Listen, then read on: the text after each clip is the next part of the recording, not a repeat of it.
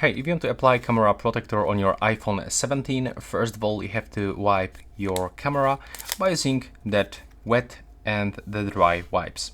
So first let's start with the white one. We have to remove all the greasy marks, pieces of the dust and other mess from our camera setup.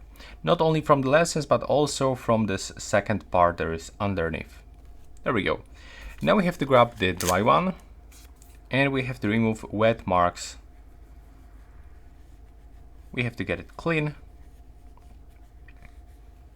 I will also recommend you to get some good conditioning light to get the good vision for everything that is on your lenses, so you can see everything clearly.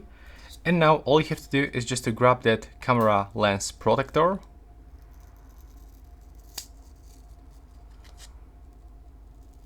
try to take it off gently, and now you will have to align it with this dot on the right side. There is the microphone. Start from the bottom part, assign, and now press on the bottom part. Now move your finger all around that protection. And right now we can use dry wipe or microfiber cloth to remove fingerprints from it. And that's basically it. As you can see, it's actually quite simple. If you find it useful, please hit the like button.